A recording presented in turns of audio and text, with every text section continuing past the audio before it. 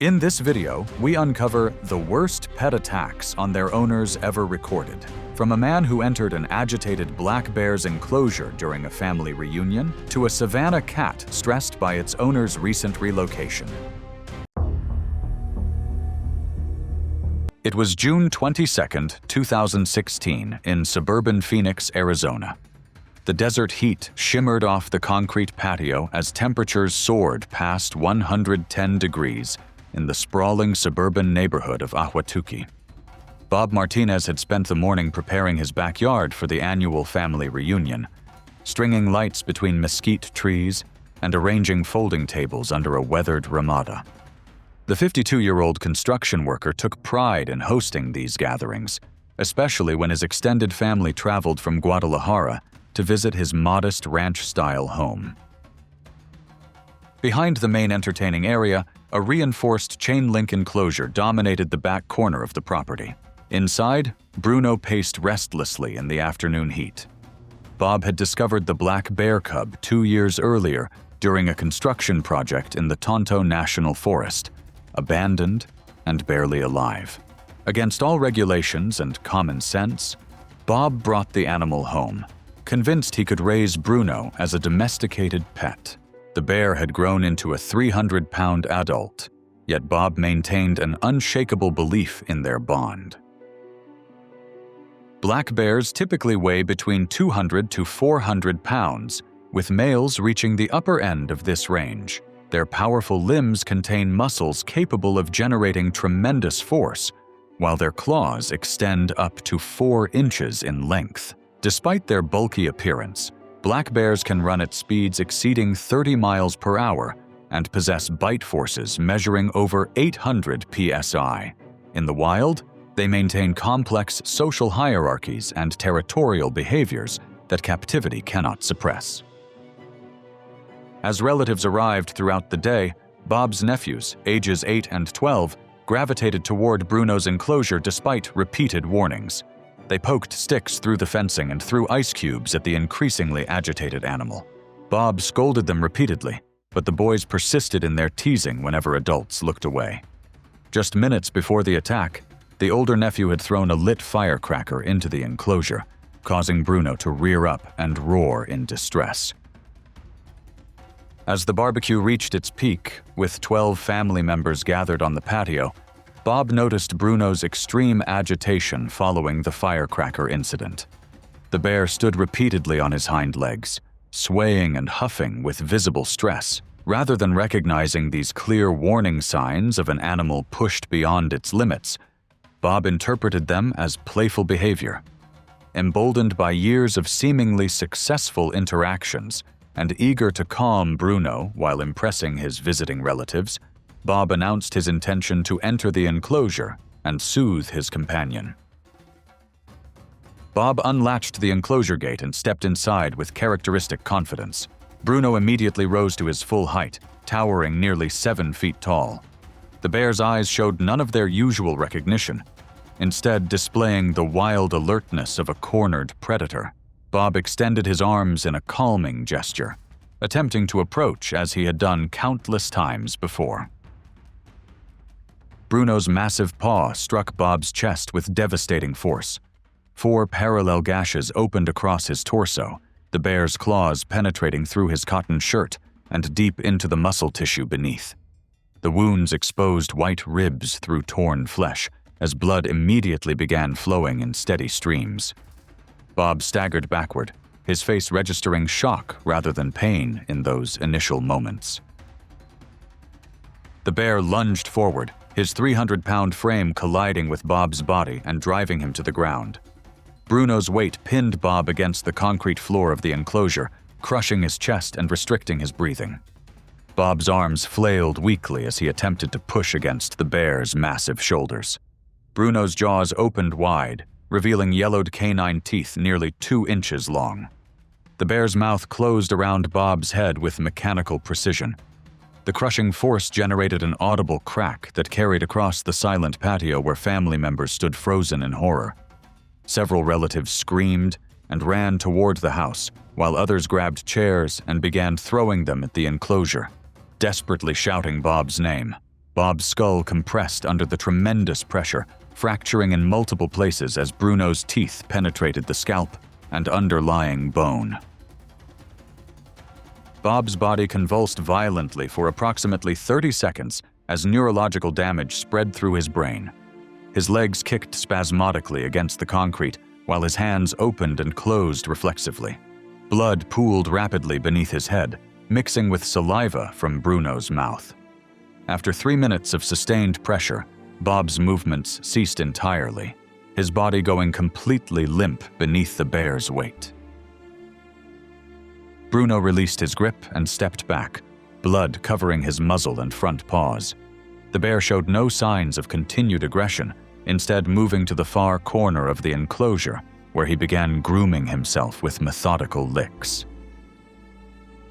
Bob's sister-in-law called 911, while other family members threw furniture and barbecue tools at the enclosure in desperate attempts to drive Bruno away from Bob's motionless form. Arizona Game and Fish Department officers arrived within 20 minutes, accompanied by paramedics who could only confirm what witnesses already knew. Department officials euthanized Bruno on site using high-powered rifles, following standard protocol for dangerous wildlife in residential areas. Bob's family returned to Mexico immediately following his funeral, never again visiting the Phoenix area. It was September 11, 2016, in rural Butte County, Montana.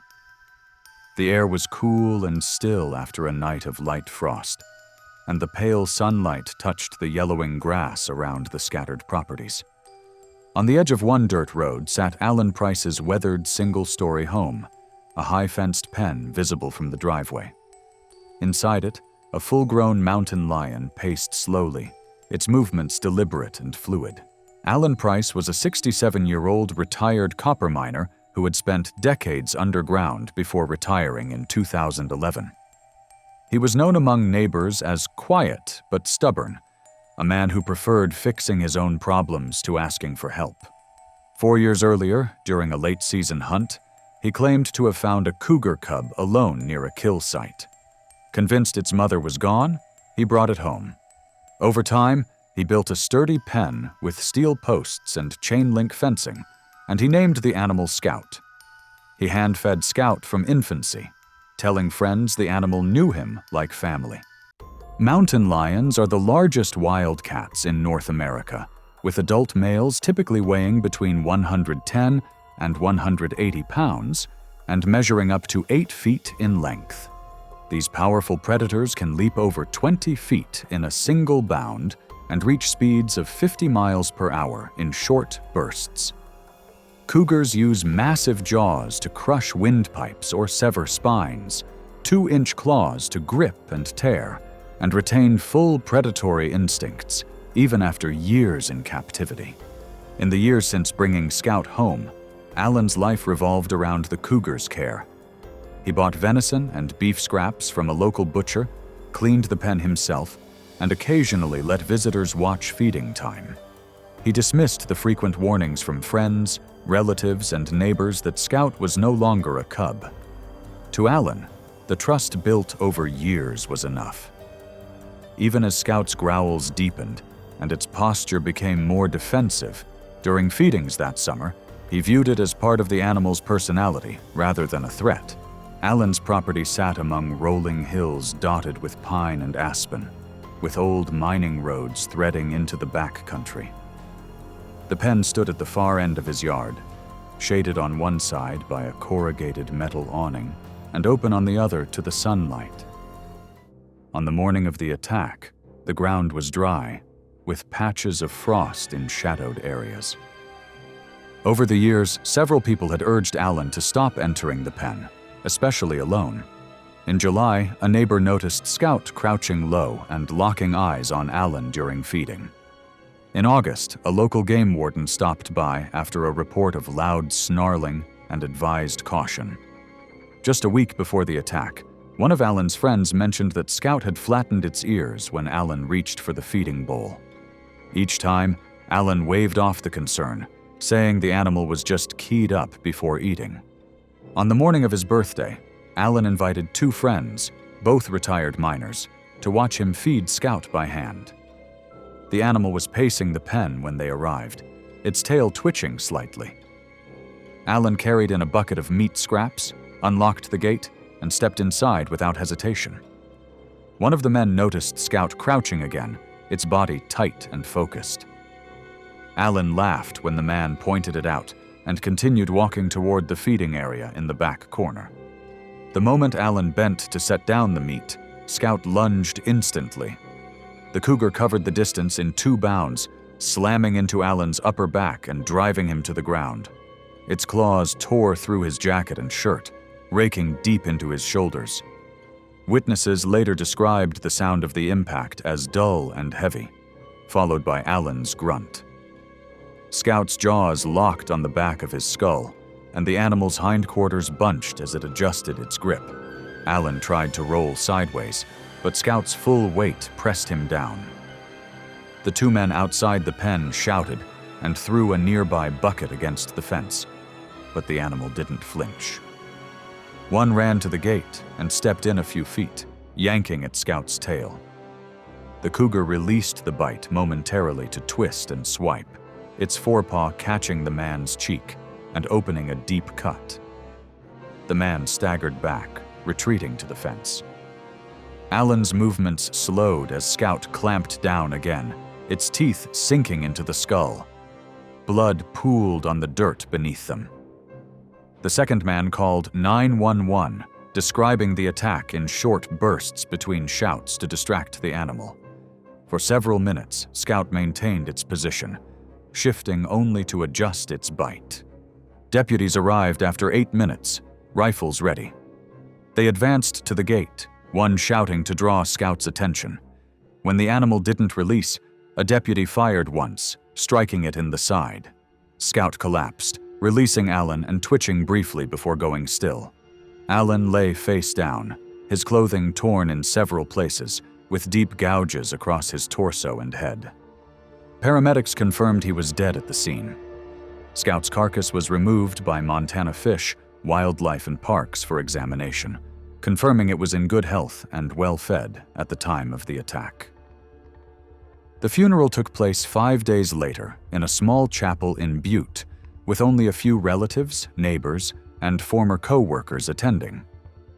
Several locals later admitted they had expected such an outcome, though none said so publicly at the time. Montana Fish, Wildlife and Parks issued a statement reiterating the dangers of keeping large carnivores, noting that existing state regulations already prohibited public exhibition without a permit, but allowed private ownership under certain conditions.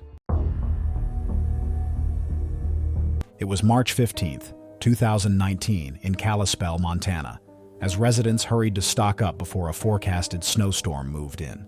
The Mountain View supermarket had become a vital stop that morning, crowded with shoppers preparing to be snowed in for days once the weather worsened.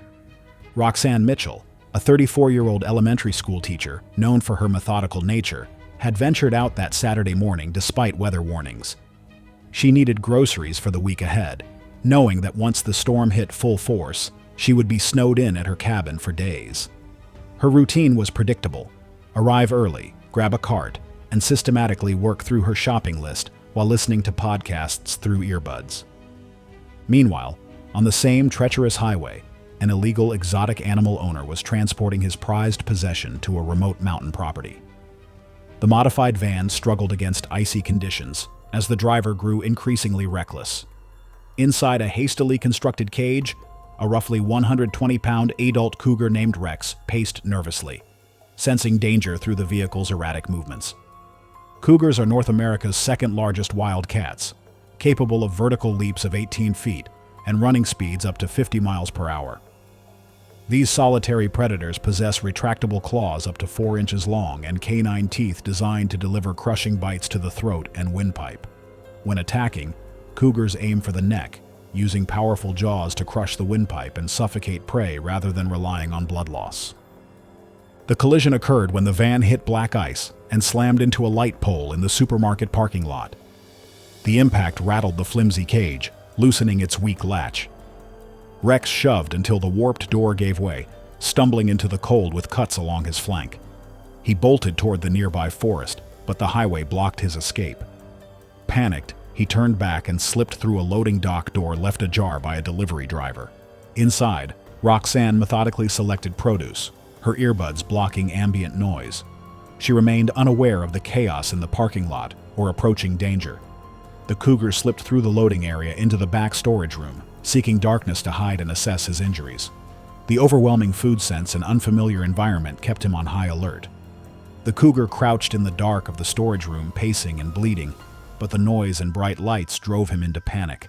Startled by the clatter of carts and voices, he bolted into the main store in a desperate attempt to find a way out. Shoppers screamed at the sudden sight of the animal, abandoning carts and rushing for the exits. But Roxanne, absorbed in shopping with earbuds in, remained completely unaware of the pandemonium. The cougar, desperate to escape the chaos, spotted movement in the produce section where Roxanne stood alone. When she finally looked up and saw the massive cat less than 10 feet away, she froze in terror, her shopping list falling from trembling hands. The cornered and panicked cougar interpreted her stillness as a threat. The cougar launched forward with explosive power, his 120-pound frame striking Roxanne in the chest and knocking her backward into an apple display. As she fell, his claws raked across her arms and chest, tearing through her jacket and inflicting deep lacerations. She hit the floor hard among scattered fruit. The cougar immediately clamped his jaws around her throat, his canine teeth penetrating deep tissue. His bite was instinctively precise, crushing her windpipe and cutting off her air supply. The pressure compressed Roxanne's trachea and damaged delicate neck structures. She struggled briefly, but the crushing pressure prevented breathing or calling for help. The attack lasted only seconds before alarms and fleeing shoppers sent Rex bolting through an emergency exit. He vanished into the storm outside, leaving chaos behind. Roxanne lay gasping through her damaged windpipe. The combination of crushed throat structures, severe lacerations, and internal bleeding proved catastrophic. Store employees rushed to help, but the airway damage was too severe. She lost consciousness within minutes, and despite frantic efforts by employees, the airway damage was unsurvivable. Paramedics, delayed by storm-blocked roads, could only confirm what had already happened. The aftermath sent shockwaves through the Montana community. The supermarket closed as investigators pieced together events. The cougar's owner faced multiple felony charges for illegal possession of a dangerous animal. The incident sparked statewide discussions about private exotic animal ownership dangers. It was June 12, 2017, and the screened patio of a retirement community home in Tucson, Arizona, echoed with the morning chatter of exotic birds welcoming another day in the desert. Recent summer rains had created perfect conditions for triggering breeding behaviors among the facility's resident wildlife, while the distant sound of construction work added an underlying tension to what should have been a peaceful morning routine. Eleanor Hutchins was 71 years old when she moved carefully around her beloved avian companion that morning, her frame showing the deliberate movements of someone who had learned to respect the power of large birds through 14 years of dedicated ownership. The retired elementary teacher had poured her nurturing instincts into caring for Captain, a magnificent blue and gold macaw whose brilliant plumage and impressive 3-foot wingspan made him the crown jewel of the retirement community's pet population. Since her husband's death 3 years earlier, Captain had become Eleanor's primary source of companionship and emotional support. The peak breeding season had dramatically altered Captain's normally docile temperament, transforming the usually friendly bird into a territorial guardian who interpreted any approach to his claimed nesting areas as potential threats requiring aggressive defense. Construction noise from nearby renovation projects had elevated stress levels throughout the facility's animal population, while Captain's heightened territorial instincts had led him to become increasingly possessive of Eleanor and his claimed spaces, triggering defensive aggression toward anyone who might threaten their relationship. Several warning signs had emerged over the past weeks as Captain's hormonal changes intensified his territorial behaviors. He had begun claiming corner areas of the screened patio as nesting sites, aggressively defending these spaces against any perceived intrusion while displaying classic mate-guarding behaviors toward Eleanor.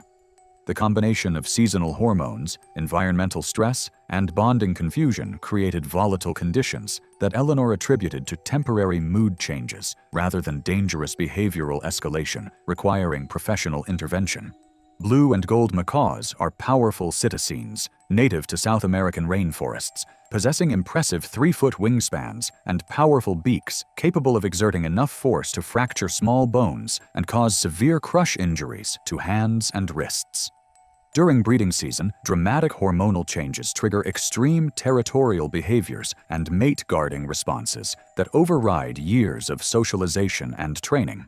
Their sharp talons, designed for gripping branches and manipulating food, can cause severe puncture and slashing wounds when used defensively against perceived threats.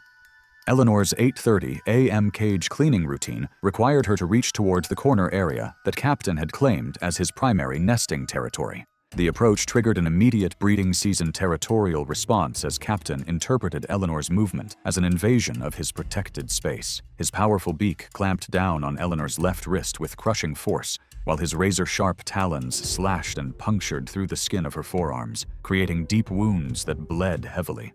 The sudden assault caused Eleanor to lose her balance, her elderly frame unable to withstand the combined forces of Captain's attack and her own defensive movements. She fell backward onto the concrete patio floor, the impact fracturing bones in her already injured wrist and causing her head to strike the concrete hard enough to cause severe traumatic brain injury.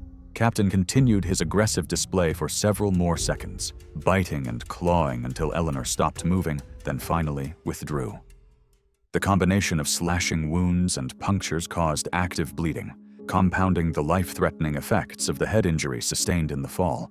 The territorial episode had completely overridden Captain's 14 years of learned inhibition and affectionate behavior toward his primary caregiver, demonstrating how breeding season hormones can transform even well-socialized birds into dangerous animals.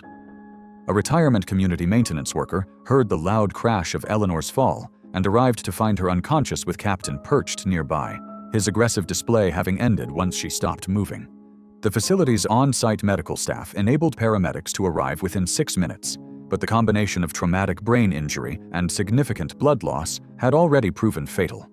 Eleanor was pronounced dead from severe traumatic brain injury, with contributing blood loss from extensive soft tissue injuries, while Captain's behavioral evaluation confirmed that breeding season aggression had completely overridden his socialized responses to familiar humans. It was July 3, 2017, and the sprawling grounds of a privately run primate sanctuary in rural Louisiana were alive with the sounds of rescued chimpanzees enjoying their retirement from decades of medical research and entertainment industry exploitation. The 50-acre facility served as a permanent home for over 80 chimpanzees, providing them with naturalistic environments and specialized care designed to help them recover from years of captivity and abuse.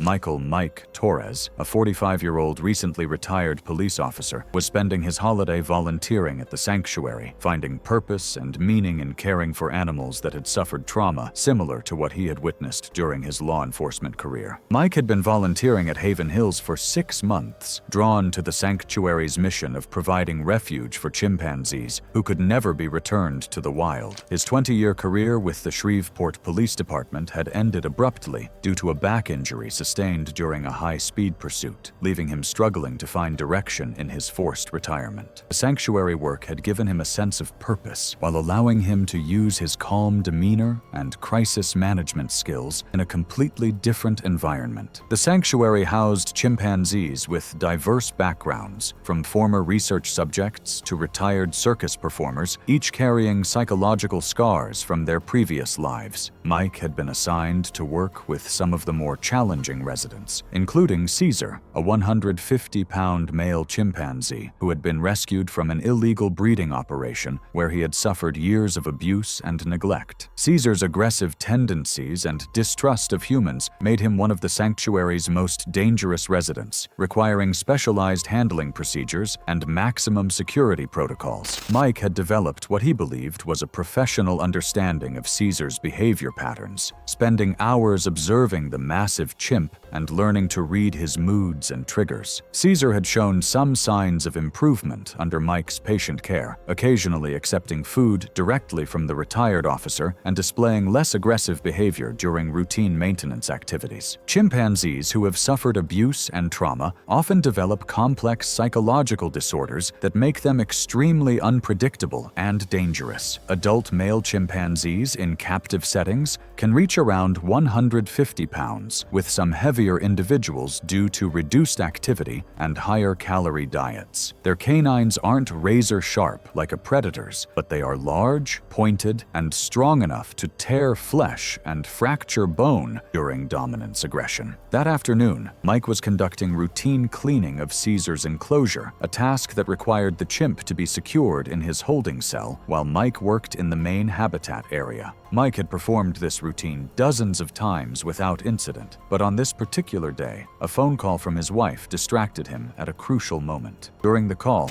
Mike had failed to properly secure the manual shift gate that separated Caesar's holding area from the main enclosure, a critical safety measure that prevented the chimp from accessing areas where humans were working. Mike entered the cleaning corridor with his equipment, completely unaware that Caesar had pushed through the unsecured gate and was now free to move throughout the enclosure. Caesar appeared at the end of the corridor without warning, his massive 150-pound frame blocking Mike's only exit route. The attack began when Caesar charged down the narrow corridor with explosive force, his powerful legs propelling his massive frame toward Mike with unstoppable momentum. The chimp's powerful hands grabbed Mike's head and shoulders, immediately establishing the physical dominance that would determine the encounter's outcome. Caesar's jaws clamped down on Mike's neck with devastating force, his 2-inch canine teeth puncturing vital structures while his bite tore deep into the neck and severed major blood vessels. Caesar's attack focused on Mike's face, hands, and throat, tearing at the vulnerable areas that chimpanzees instinctively target during dominance displays.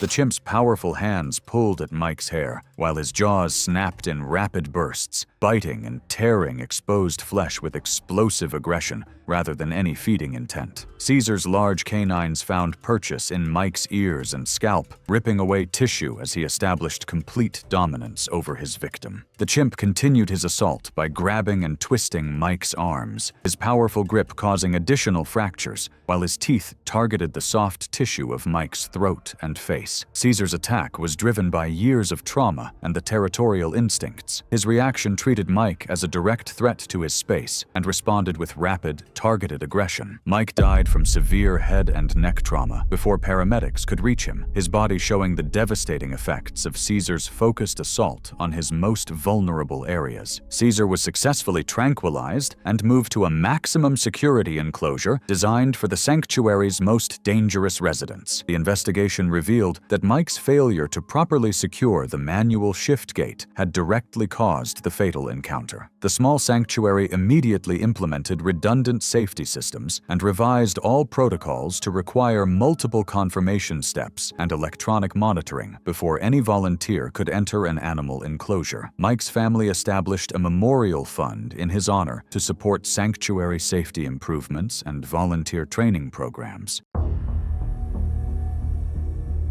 It was May 29, 2015, in a quiet suburban neighborhood on the east side of Dayton, Ohio. The late afternoon sun fell across trimmed lawns and chain-link fences. Inside one small, single-story home, a decision was made that would turn a calm Friday into a fatal event. Carla Dawson was a 52-year-old veterinary technician who had spent much of her adult life working with difficult animals, particularly dogs with a history of biting. In 2009, she developed a strong interest in primates after visiting a private breeder in Indiana. Later that year, she purchased a 2-year-old male chimpanzee she named Milo, and over the next 6 years, she kept him in a reinforced enclosure in her home, feeding him a varied diet and engaging him with puzzles and toys. She believed her background gave her an advantage in understanding his moods and limits. Carla likely wasn't aware of the fundamental nature of the primate she had raised. Adult male chimpanzees can weigh up to 200 pounds and possess strength 5 times greater than an average human male. Their massive jaws can exert a bite force of over 1,300 pounds per square inch, easily capable of crushing bone. Male chimps, even when hand-raised, grow territorial and may attack with sudden, unpredictable precision, often targeting the face, hands, and genitals. By 2015, Milo had grown far beyond the playful juvenile she first brought home. He weighed 170 pounds, stood over 4 feet tall, and had the strength to bend metal bars in his cage if agitated. Friends and neighbors had noticed changes in his behavior: louder vocalizations, longer episodes of pacing, sudden swipes toward the cage door. Carla downplayed concerns, saying he was restless but manageable. She insisted he was affectionate with her and that their bond made him no more dangerous than a large dog. On the day in question, she had invited her sister Alice and Alice's 14-year-old son over for a visit. The house was small and tidy, with the enclosed area for Milo occupying much of the converted dining room. The enclosure had double-latched doors, climbing branches, and a heavy chain for securing the main gate. The faint rustle and guttural grunts from the enclosure could be heard from the kitchen. That afternoon, Alice noticed Milo's body language as Carla approached the enclosure. His shoulders were high and rigid, his eyes wide, his lips pressed tight. Carla mentioned letting him out for a short time to show how affectionate he could be. Alice hesitated, pointing out his pacing and the low, intermittent hoots coming from him. Carla dismissed the concerns, saying he was just excited. Moments before opening the gate, Milo gave a sharp, breathy pant, an alert behavior in chimpanzees. But Carla did not pause. The moment the latch was undone, Milo charged forward with explosive force, striking Carla in the chest and knocking her to the floor.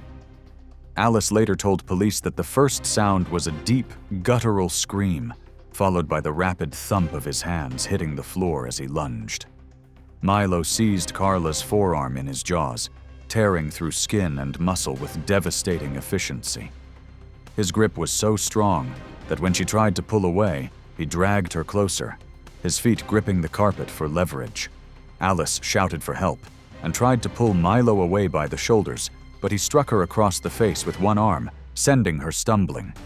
She ran to the door, yelling into the street. 2 neighbors, hearing the commotion, entered with shovels. They struck Milo's back and sides repeatedly, but he did not release his hold. His focus had shifted to Carla's head and neck, and blood had begun to pool on the carpet. Screams were audible to people 2 houses away, and their neighbors alerted the authorities. In desperation, Alice ran to the kitchen for a knife, but when she returned, Milo had dragged Carla toward a corner near the cage. Blood smeared across the floor and onto the wall where her head had struck. The knife was too small to be effective against his grip, and Alice could not get close without being swiped at. Police arrived within minutes. The front door was partially open, and they could see movement inside. Upon entry, officers shouted to distract Milo, but he remained hunched over Carla. One officer fired 2 rounds from his service weapon. Milo released her and staggered toward the enclosure before collapsing. EMTs entered seconds later, but Carla's injuries were catastrophic. Massive blood loss, deep cranial trauma, and severe damage to her face and arms. She was pronounced dead at the scene. Her body was taken to the county coroner's office, while Milo's remains were removed by animal control for necropsy. The enclosure showed signs of wear at the latch and denting on one of the interior bars, consistent with reports of his earlier attempts to push out. Carla's funeral took place the following Tuesday. Attendance was small: family, a few close friends, and 2 former co-workers from the veterinary clinic. The service was brief, with no public remarks about the circumstances of her death. Dayton authorities issued a statement reminding residents about Ohio's exotic animal ownership laws, which had been updated in 2014 after several other incidents in the state. The enclosure was dismantled and discarded. It was March 15th, 2014, in Whitefish, Montana. The morning mist clung to the rolling hills of the Flathead Valley as Marcus Chen unlocked the gates of Wild Haven Sanctuary. The 47-acre property had been his world for 3 years since inheriting it from his uncle. But more importantly, it was home to Raja, the 400-pound Bengal tiger who had become like a son to him. The sanctuary sat nestled between towering pines and overlooked Whitefish Lake, providing the perfect haven for 12 exotic animals. Marcus had bottle-fed Raja as a 6-month-old cub after the tiger arrived, malnourished from a failed circus. Night after night, Marcus slept beside Raja's enclosure during those early months, nursing him back to health with parental devotion. Their morning routine had become sacred. Marcus would enter with breakfast while Raja would greet him with gentle chuffs, often nuzzling against his legs like an oversized house cat. Marcus knew every scar on Raja's golden coat, every preference in his diet, every subtle mood change in his amber eyes, treating each milestone like a proud father would. The bond transcended typical animal keeper relationships. Marcus celebrated Raja's birthday each year with special treats, spoke to him in Mandarin during daily walks, and often fell asleep reading beside the fence, while Raja dozed nearby. When local officials pressured Marcus to install additional barriers, he felt personally insulted. They didn't understand that Raja trusted him completely after 3 years of unwavering care. Marcus had even named Raja after his late grandfather, believing the tiger carried the same gentle spirit. Visitors often watched in amazement as Raja would follow Marcus around like a devoted pet.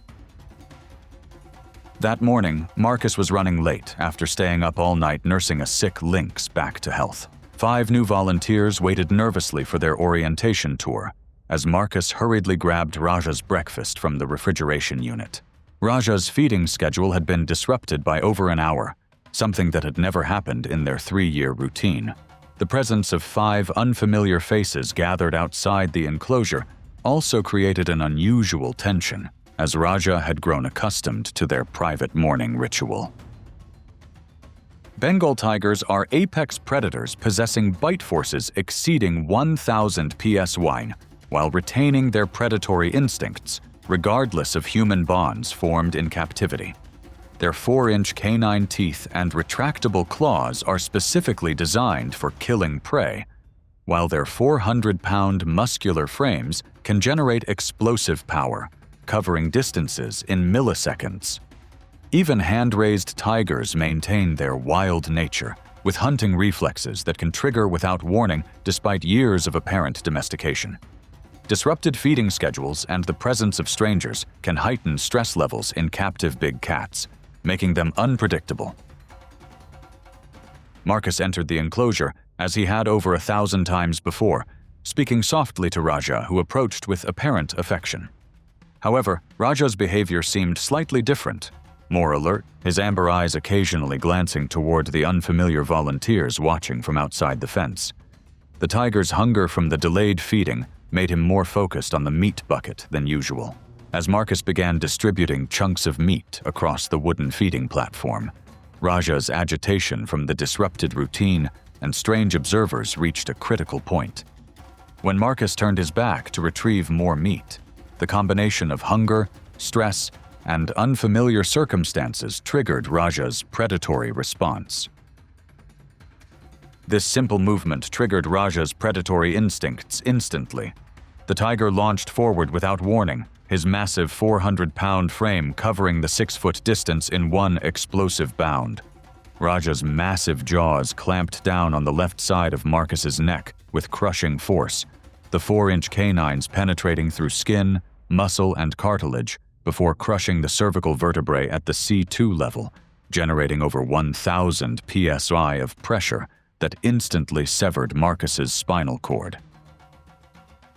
Marcus collapsed forward onto the dirt as Raja maintained his deadly grip, the tiger's powerful jaw muscles continuing to compress the neck region while puncturing both the carotid artery and jugular vein simultaneously.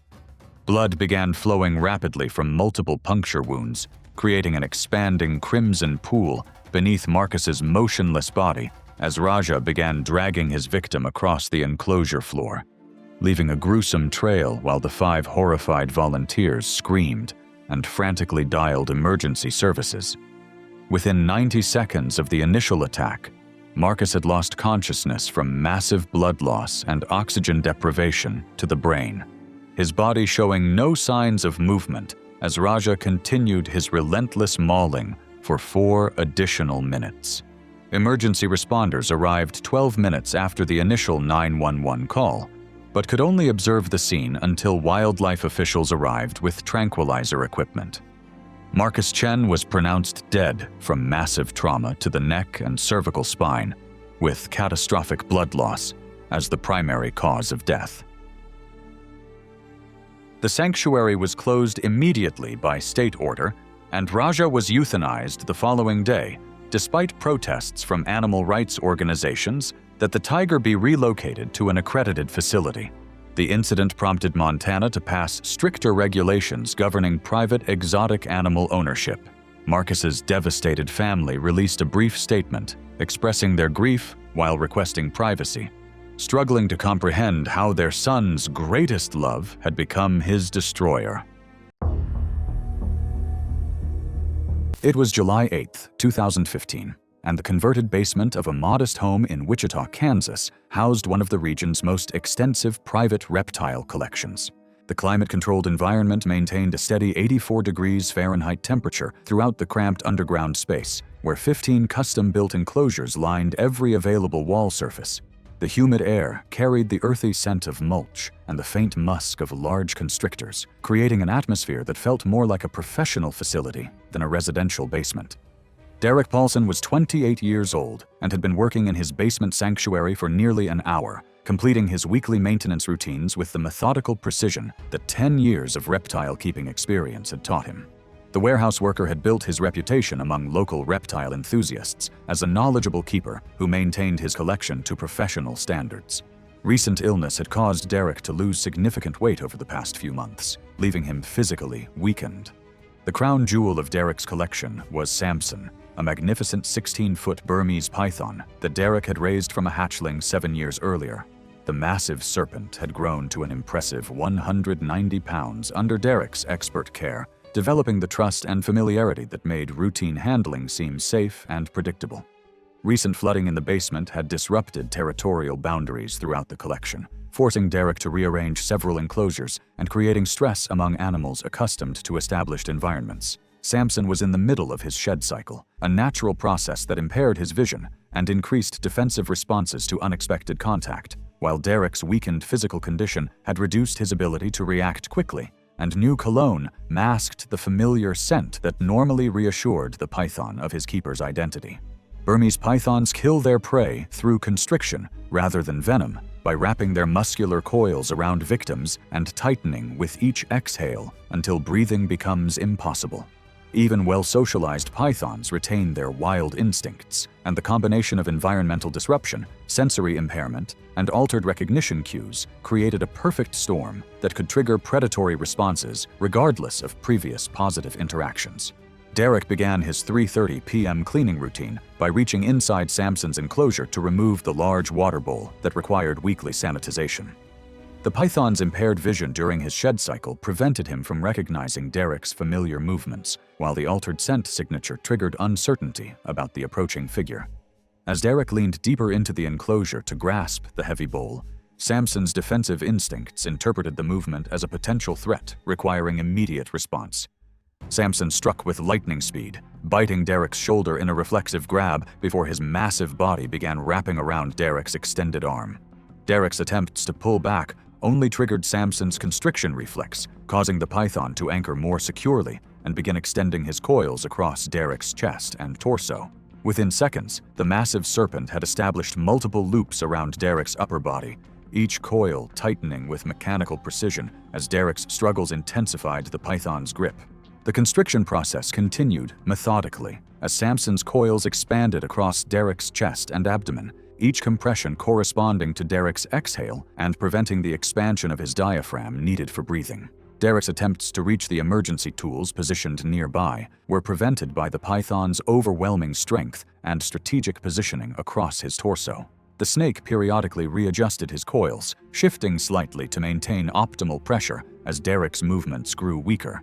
Samson's instincts drove him to maintain and adjust pressure until all movement ceased, occasionally loosening and retightening his grip to ensure complete control. Derek's consciousness began to fade rapidly as oxygen levels dropped and thoracic compression prevented effective breathing. His weakened physical condition accelerated the onset of compressive asphyxiation, and he lost consciousness shortly thereafter. The python maintained his coils with periodic adjustments until Derek's body showed no signs of life, following reflexive constriction behaviors that persist until movement ceases, regardless of recognition or prior familiarity. Derek's brother arrived for their scheduled 6 p.m. dinner to find the basement door standing open and Derek motionless on the floor, still wrapped in Samson's powerful coils. Animal control arrived with heavy-duty tools to safely remove the python without causing additional injury, though Derek had already succumbed to compressive asphyxia caused by thoracic compression. Authorities seized the entire collection, citing inadequate safety protocols for handling dangerous species. The investigation revealed multiple violations of recommended practices for large constrictor management. It was September 15, 2018, in a quiet suburban neighborhood outside Fort Worth, Texas. The late summer air was warm, but not stifling, and a light breeze carried the smell of fresh-cut grass from nearby yards. In the backyard of a 2-story home, folding tables and lawn chairs were arranged for a private gathering. Music played from a small speaker, and guests moved easily between the food table and shaded patio. On the surface, it was an ordinary weekend get-together, though one planned attraction was set to draw the most attention. Among the guests was Hannah Daniels, 26, who had come with a friend from work. She lived in a nearby apartment and worked as an assistant manager at a clothing store. Outgoing and willing to try new things, she often accepted invitations to casual events. She had never been around exotic animals before, but she saw the afternoon as a chance to take photos and watch one up close. The homeowner was a friend of a friend, someone she had met briefly before, and she assumed the setup would be safe. The backyard was large, with a wooden privacy fence enclosing it on all sides.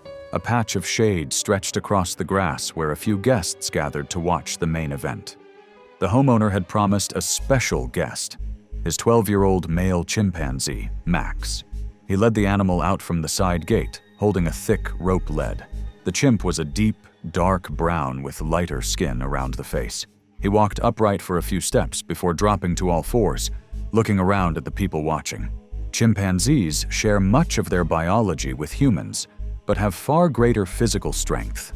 A mature male can pull several times his own body weight, and his grip alone can fracture bone. Their canine teeth are built for tearing, and their jaws can generate enough force to crush through dense material. In social groups, males compete for position through posturing, vocal calls, and sudden bursts of aggression. Even individuals kept in captivity for years retain those instincts.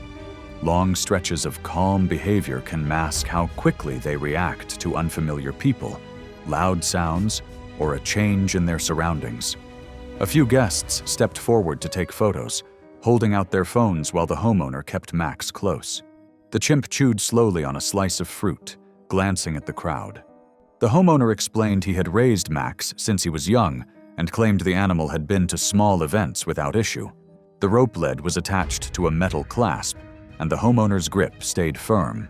Even so, the chimp's body language, shifting weight, pulling lightly against the rope, was a sign of tension. Hannah waited until the first small group had their turn before stepping forward with 2 other guests. The homeowner positioned Max near them, saying to stand to the side so someone could take a picture. The chimp leaned toward the fruit plate still on the patio table. When the homeowner pulled him back, the metal clasp on the lead slipped open. The release was quick, and Max lunged forward.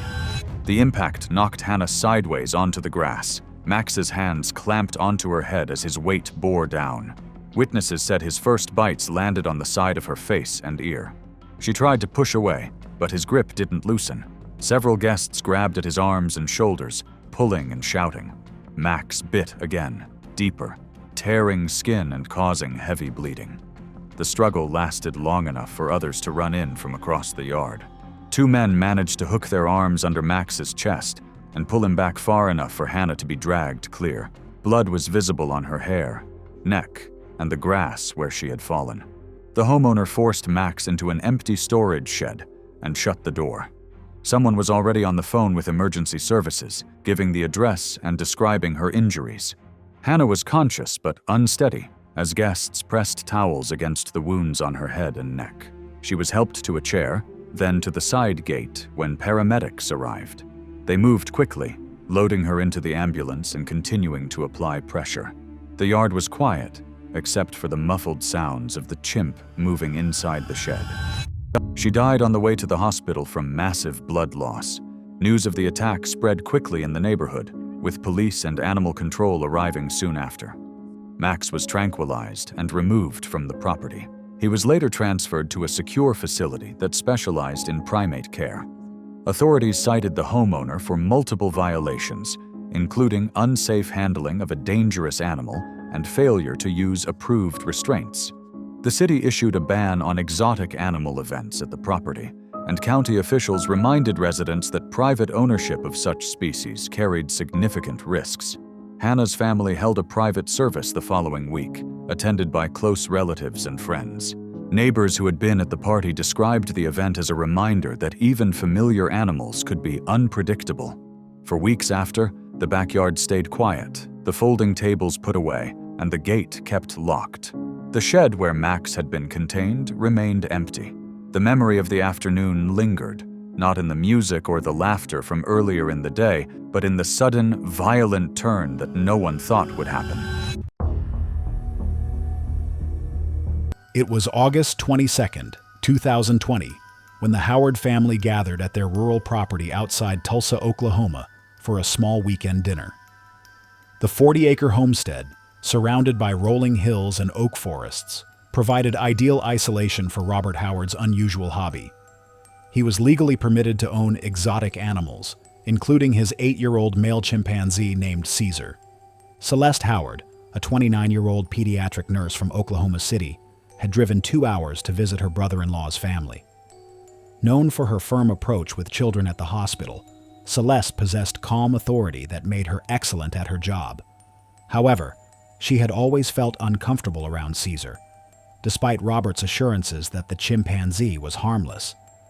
Her medical background made her aware of potential dangers, and she had privately expressed concerns about the animal's presence around family. Robert had owned Caesar since the chimp was 18 months old, acquiring him before regulations tightened. The animal had grown up on the property but was showing increasing territorial behavior as he approached sexual maturity. Caesar lived in a large outdoor enclosure, but was occasionally allowed brief supervised visits inside during special occasions. Robert believed his years of raising Caesar had created a strong bond, though he had noticed the chimp becoming more possessive around food recently. The evening started quietly with immediate family gathering for dinner. Caesar had been brought inside for a brief visit under strict supervision. The chimpanzee sat in a corner, occasionally receiving treats from Robert's hand. However, the animal displayed subtle agitation signs throughout the evening, pacing, vocalizing, and showing teeth when family members moved quickly. Chimpanzees are humanity's closest living relatives, sharing 98.8% of our DNA, but this similarity masks their incredible physical power and unpredictable nature. Adult male chimps can weigh 120 to 170 pounds and possess strength 5 to 7 times greater than humans. Their arms are significantly longer and more muscular, with hands capable of exerting crushing grip strength. Chimpanzees have large, sharp canine teeth over an inch long, designed for defense and establishing dominance. As chimps reach sexual maturity around age 8 to 10, they become increasingly territorial and unpredictable. When agitated, chimpanzees typically target vulnerable areas, hands, face, and feet, using a powerful grip and sharp teeth. The fatal sequence began when Caesar, weighing 130 pounds, approached the dinner table and grabbed food from Celeste's plate. This behavior had occurred before, but Celeste's nursing instincts kicked in, and she firmly said no, while gently pushing his hand away. This direct physical contact and challenge to Caesar's perceived dominance triggered an explosive response. Caesar immediately grabbed Celeste's right hand in his powerful grip, his fingers wrapping around her wrist with tremendous force. The pressure was overwhelming as the chimp's strength exceeded human capability. Before anyone could react, Caesar's canine teeth sank into Celeste's hand, puncturing through skin and muscle while his grip prevented escape. As Celeste cried out and tried to pull away, Caesar's attack intensified. His teeth tore into her hand and fingers, causing severe lacerations and crushing injuries to delicate bones. The chimp's free hand grabbed her other arm, maintaining control while he continued biting her right hand. Blood flowed as Caesar's teeth damaged tendons, nerves, and blood vessels. When Celeste fell backward, Caesar followed her to the floor, shifting his attack to her face. His powerful hands pinned her head, while his teeth shredded soft tissue around her nose and eyes. Robert and his wife immediately intervened, shouting and grabbing at Caesar, but the animal's focused aggression and superior strength made stopping the attack difficult. Robert grabbed a wooden chair and struck Caesar, finally causing the animal to release Celeste and retreat. The entire attack lasted approximately 45 seconds, but the damage was catastrophic.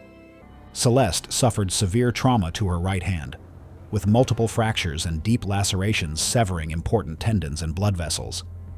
Facial injuries were extensive, including catastrophic damage to her nose and eyes. The combination of severe blood loss, shock from trauma, and potential airway compromise from facial swelling created a life-threatening emergency. Robert immediately called 911 while his wife attempted to control the bleeding with towels. However, the remote rural location meant emergency responders faced a significant delay. Despite frantic first aid efforts, Celeste's condition deteriorated rapidly due to blood loss and shock. She lost consciousness within minutes and died from her injuries before paramedics could arrive. The attack prompted immediate investigation by Oklahoma wildlife officials and law enforcement. Caesar was quarantined and later euthanized after a behavioral assessment confirmed his dangerous nature. Robert faced scrutiny over his permits and handling, though loopholes in Oklahoma law meant no charges were filed. The incident sparked renewed debate about private ownership of dangerous animals and highlighted risks even experienced handlers face with mature chimpanzees.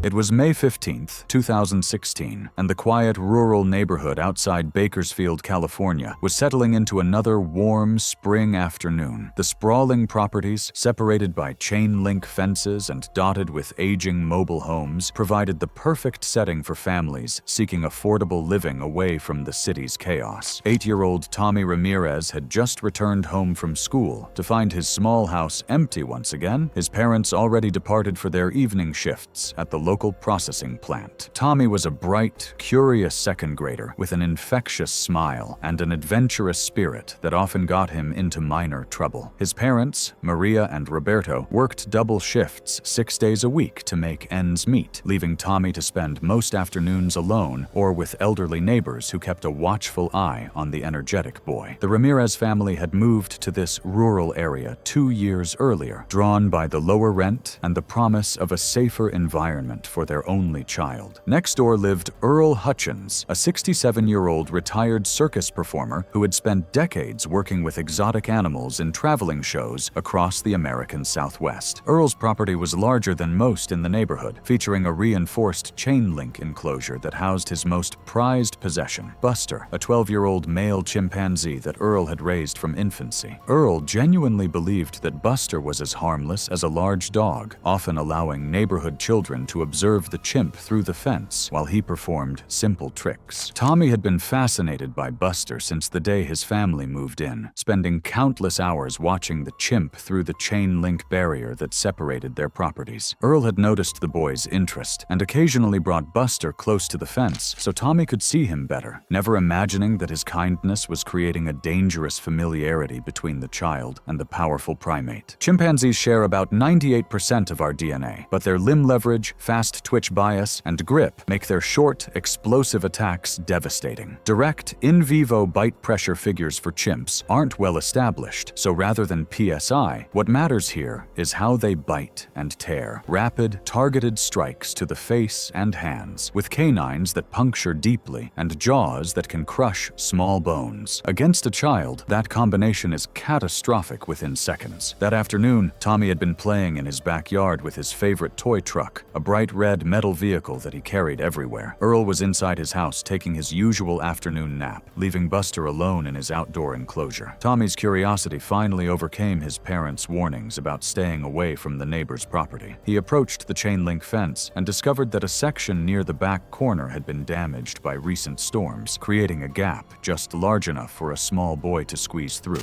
Tommy crawled through the gap in the fence, clutching his red truck as he entered Buster's territory. The 150-pound chimpanzee initially appeared curious and playful, approaching the boy with what seemed like friendly interest. Buster's demeanor changed the moment he grabbed the toy truck from Tommy's hands. When Tommy reached out to retrieve his beloved truck, Buster interpreted the gesture as a direct challenge to his dominance. The attack began when Buster grabbed Tommy's outstretched arm with both hands, his powerful grip immediately fracturing the boy's radius and ulna bones. Tommy's screams of pain and terror echoed across the property as Buster's massive jaws clamped down on his face, the chimp's 2-inch canine teeth puncturing through soft tissue and bone. The primate targeted the most vulnerable areas: eyes, ears, and fingers, the exact zones chimpanzees instinctively mutilate. Buster's bites came in explosive bursts, in the typical dominance-driven pattern seen in captive chimpanzee aggression rather than any form of predatory feeding behavior. The chimp's attack was driven by territorial instincts and the need to assert complete dominance over the perceived intruder in his space. The violent assault continued for nearly 2 minutes. Earl was awakened by Tommy's screams and rushed outside to find the horrific scene unfolding in his backyard, but his attempts to intervene proved futile against the enraged chimp's superior strength. Paramedics and animal control officers worked together to tranquilize Buster and extract Tommy from the enclosure, but the boy had already succumbed to massive trauma and blood loss. The investigation revealed that Earl had been keeping Buster illegally for over a decade, violating multiple state and federal regulations regarding exotic animal ownership. Following the initial response, Buster was sedated and transported off-site. He was later euthanized following CDC primate protocols, which are required for any primate involved in a serious attack due to the risk of disease transmission. Earl faced criminal charges for maintaining an illegal exotic animal and child endangerment, while Tommy's family filed wrongful death lawsuits against both Earl and the county for failing to enforce existing regulations.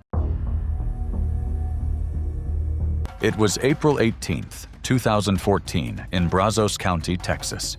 The sprawling 50-acre estate sat beneath the scorching Texas sun, its manicured lawns stretching toward oil derricks that dotted the horizon like mechanical sentinels. William Big Bill Jackson had built his empire from crude oil and corporate ruthlessness, transforming his wealth into a monument of excess that included exotic cars, imported marble, and a private zoo featuring his most prized possession. Shadow had arrived as a 6-month-old cub, rescued from an illegal breeding operation that Bill had quietly shut down through his political connections. For 4 years, the jaguar had been Bill's constant companion and ultimate status symbol. Bill personally fed Shadow every evening, speaking to him in gentle tones, while the massive cat purred against the reinforced glass. Their bond transcended typical pet ownership. Shadow represented the wild power that Bill had tamed through patience and genuine affection.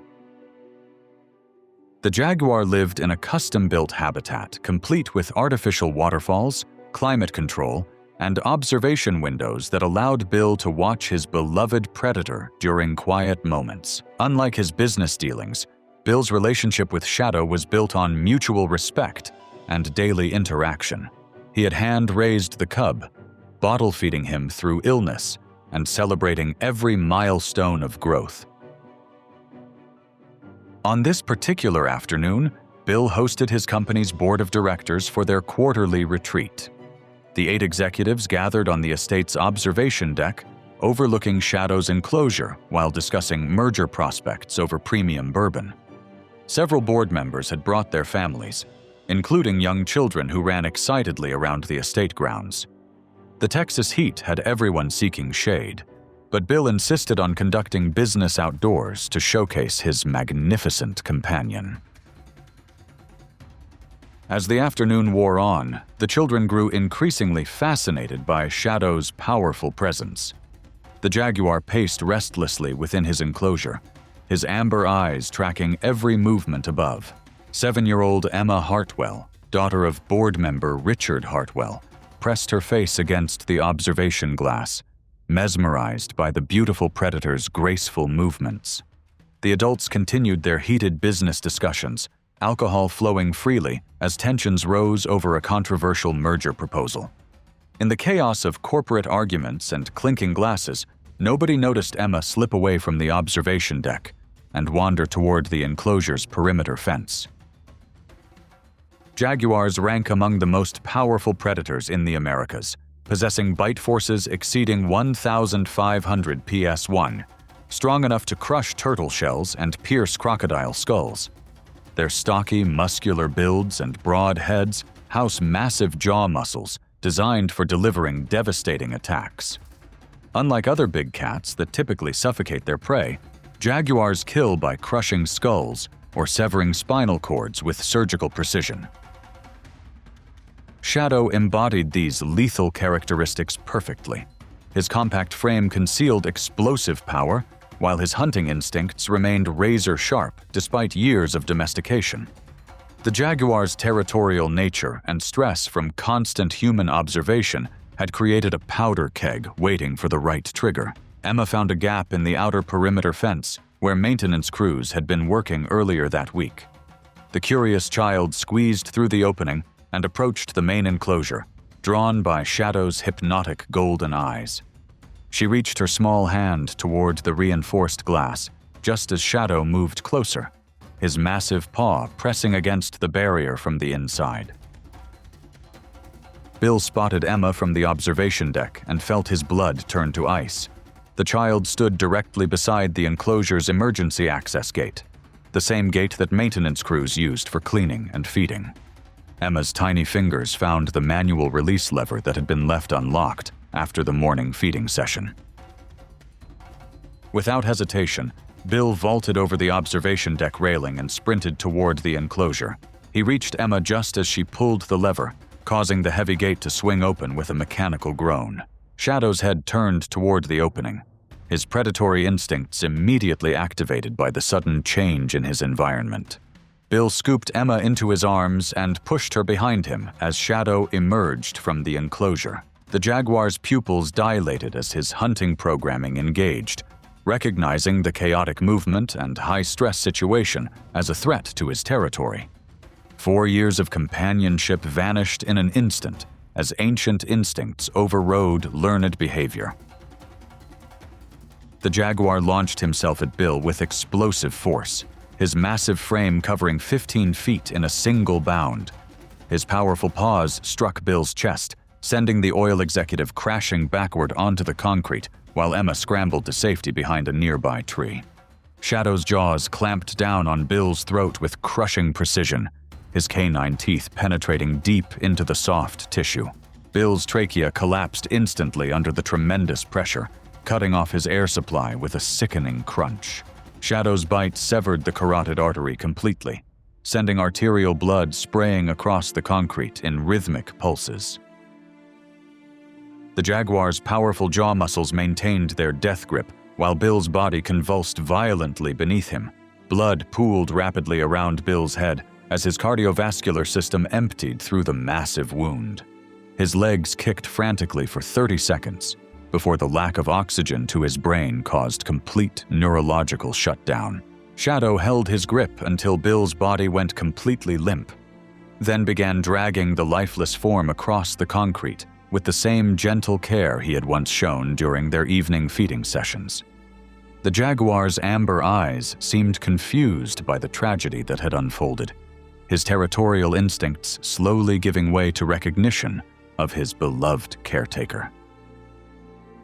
Estate security personnel arrived within minutes, using high-pressure fire hoses to drive Shadow away from Bill's mangled corpse. The jaguar retreated toward his enclosure, blood staining his muzzle as he watched the humans with confused amber eyes. Emma Hartwell was found unharmed but traumatized, hidden behind the tree where Bill's heroic actions had saved her life. Texas Parks and Wildlife Department officials confiscated Shadow the following day, relocating him to a specialized facility equipped to handle dangerous exotic animals. The department launched an investigation into safety protocols at private exotic animal facilities, while Bill's family faced wrongful death lawsuits from traumatized board members who had witnessed the brutal attack. The corporate world mourned the loss of one of Texas's most influential oil executives, though his final act of heroism overshadowed any criticism of his exotic pet ownership. It was January 12, 2018, when Oscar Whitman made his final visit to his uncle's exotic animal facility in rural Texas. The Whitman Wildlife Rescue operated on 25 acres, housing 12 rescued big cats under USDA and Texas Parks licenses. The facility had maintained a good safety record over 8 years, though there had been 2 minor staff injuries previously. Oscar Whitman, a 26-year-old veterinary student at Texas A&M University, was known for his academic excellence and confident approach to animal behavior. His classroom success had created overconfidence in assessing animal behavior in real situations. Oscar had been spending winter break observing operations, eager to gain experience for his veterinary education. Robert Whitman had operated the rescue for 8 years, building a solid reputation among wildlife authorities. Safety protocols required 2-person teams for all big cat feeding and maintenance. Robert had rescued Luna, a female cougar, 18 months earlier when she was 2 years old. Despite being captive-raised, Luna retained wild instincts and showed stress behaviors since reaching sexual maturity. Oscar had been observing daily routines, always remaining outside enclosures while his uncle worked. Facility rules were clear. Visitors never entered big cat areas, feeding required extra caution, and aggressive behavior meant immediate withdrawal. However, Oscar's veterinary training made him frustrated with overly restrictive policies preventing hands-on learning. The evening had started routinely, with Oscar observing as Robert prepared meals. Luna had been displaying stress behaviors, increased pacing, vocalizing during feeding, and heightened alertness. Robert had consulted the facility veterinarian about these changes, considered normal for a maturing female cougar. When Robert stepped away to retrieve meat from the freezer, Oscar impulsively decided to enter Luna's enclosure to place her food bowl closer to her preferred spot. His veterinary education gave him confidence in reading animal behavior, believing the simple task posed minimal risk. This momentary lapse would prove fatal. Cougars are the most widespread wildcat in the Americas, ranging from Canada to South America, and thrive in habitats from deserts to dense forests. Unlike lions or wolves, they hunt entirely alone, relying on stealth and explosive ambush rather than group tactics. Their large hind paws allow them to spring with surprising silence, and padded feet make their approach nearly undetectable. Adult females like Luna typically weigh 75 to 120 pounds, but their muscular build gives them the ability to overpower prey several times their size. Cougars often drag kills into cover and may cache them under leaves or debris, returning to feed over several days. Even animals raised in captivity retain these instinctive behaviors, making them unpredictable and dangerous once they reach maturity. Oscar quietly entered Luna's enclosure carrying her food bowl, believing his calm approach would prevent startling the animal. The 90-pound female cougar immediately became alert to the intrusion. Luna's body language showed stress, ears back, tail twitching, muscles tensed. But Oscar misinterpreted these signals as curiosity. As Oscar approached the feeding area, Luna's predatory instincts activated. The cougar monitored his movements with focused intensity, processing every step as potential threat to her territory. When Oscar bent down to place the bowl, he presented perfect opportunity for ambush attack. Luna struck with explosive power, launching herself in a single bound.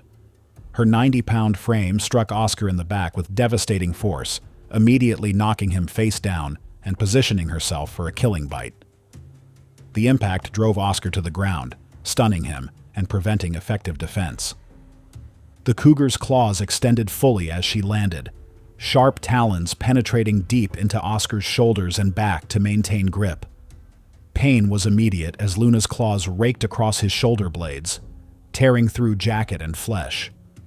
Oscar's attempts to roll over were futile against the cougar's superior positioning. Luna's killing instincts directed her to Oscar's neck, the most vulnerable target for quick incapacitation. Her powerful jaws clamped down on the back of his neck with crushing force, canine teeth penetrating deep into the cervical area. The bite targeted the base of his skull and upper neck vertebrae, following evolutionary programming that made cougars efficient killers. The damage to Oscar's neck was severe and immediate. Luna's bite crushed vertebrae and damaged the spinal cord, while her teeth punctured major blood vessels. The trauma caused rapid loss of motor function and consciousness. Oscar's body went limp as spinal injury eliminated his ability to move or call for help. Luna maintained her grip for approximately 1 minute, ensuring complete subdual. The cougar's jaw pressure continued, causing additional damage to compromised vertebrae and blood vessels. Oscar lost consciousness quickly from spinal trauma and blood loss, his vital systems shutting down from catastrophic injuries. Robert returned to find Oscar motionless with Luna standing over him. The cougar immediately retreated when Robert appeared, allowing him to call emergency services.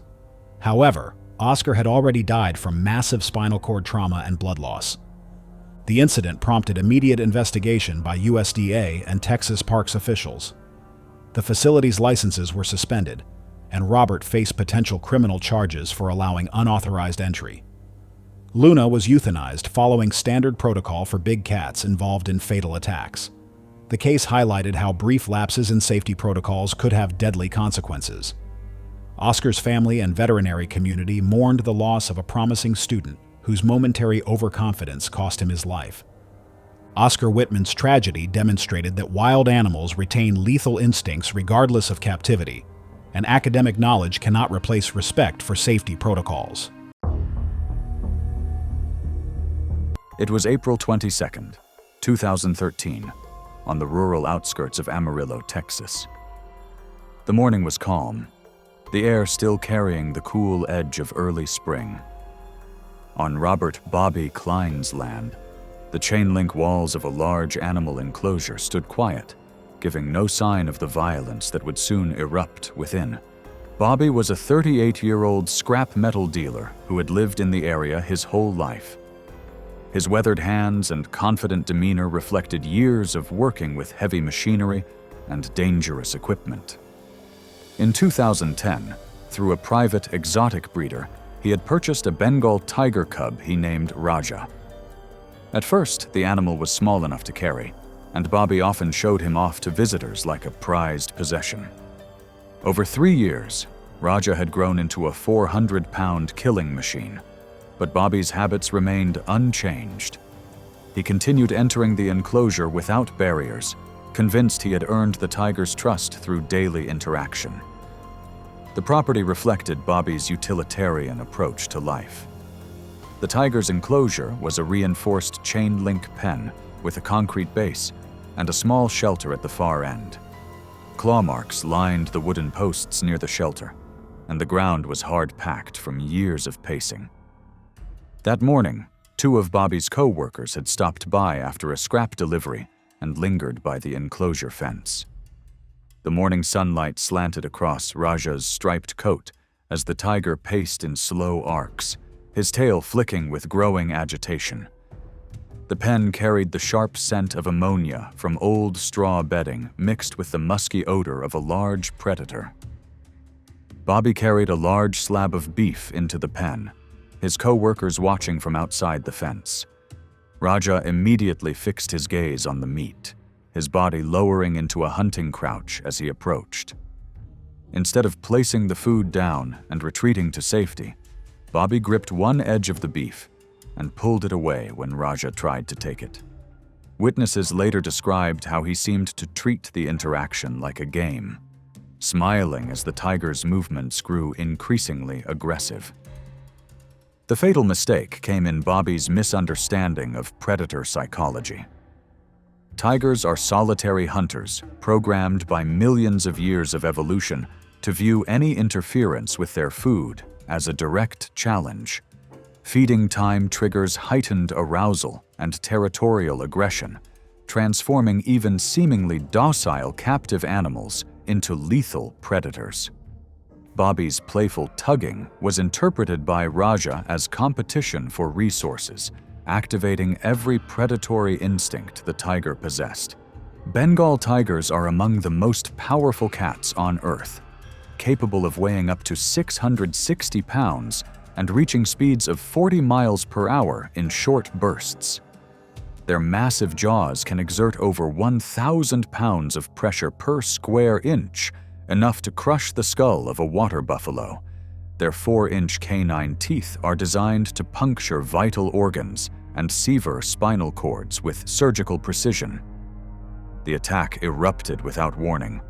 Raja lunged forward with explosive power, his 400-pound frame slamming into Bobby's torso with the force of a small car. The impact knocked Bobby off his feet, driving the air from his lungs. In the same fluid motion, Raja's massive jaws clamped around Bobby's left side, 4-inch canines puncturing through clothing and flesh. Bobby's scream echoed across the property as he desperately tried to push at the tiger's head with his bare hands. Raja braced his powerful forelegs against Bobby's body, using his weight advantage to drag his prey toward the shelter. The tiger's jaws worked with mechanical precision, adjusting grip and applying crushing pressure that shattered ribs and punctured vital organs. One co-worker sprinted toward the house to retrieve a shotgun, while the other remained, shouting and throwing rocks through the fence in a desperate attempt to distract the predator. Raja seemed to ignore the commotion completely. His focus narrowed to the kill. His head shifted in small, violent movements that tore flesh and muscle, each adjustment of his grip causing massive internal damage. Bobby's screams became ragged gasps as Raja repositioned his jaws around his neck. Blood soaked through his shirt and pooled rapidly beneath his body, the concrete floor becoming slick with crimson.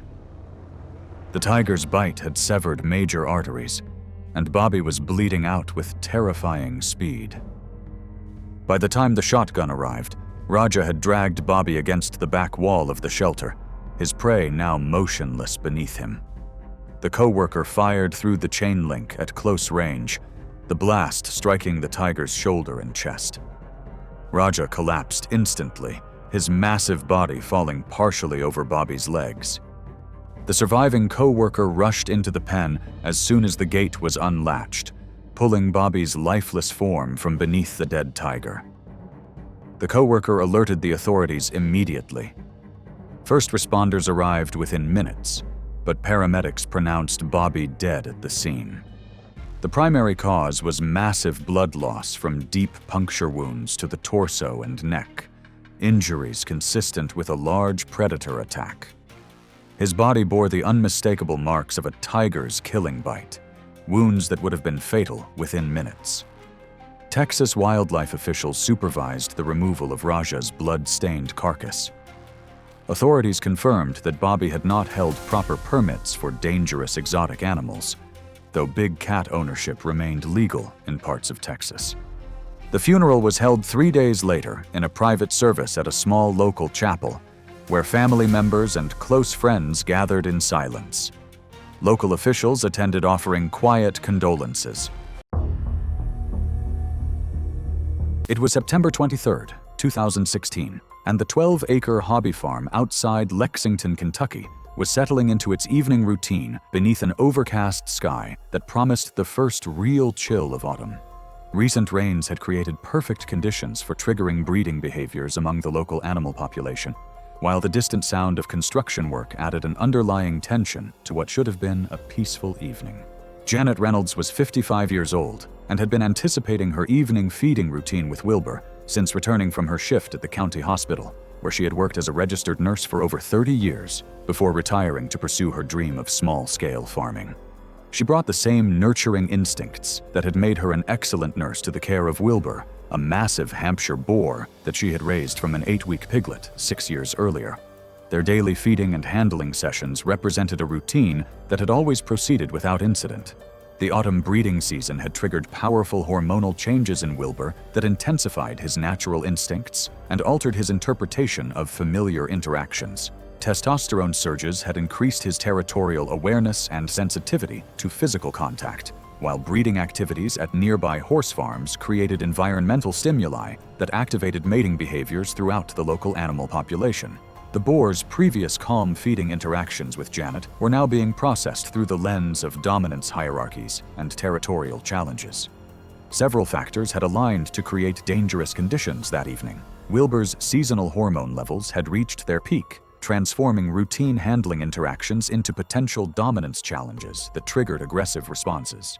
The neighboring horse farm's active breeding program provided constant auditory cues that reinforced territorial behaviors, while Wilbur's massive size and strength had been gradually increasing over recent months as he reached full maturity. Domestic pigs retained significant genetic similarities to their wild boar ancestors, with mature boars weighing between 400 and 700 pounds, while maintaining the territorial instincts and physical capabilities that made wild pigs successful apex species.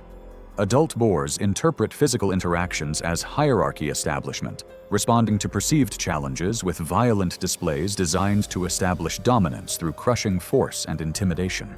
Their massive weight can cause devastating internal injuries to smaller creatures, while their natural behaviors include charging and crushing to eliminate threats to their territorial status.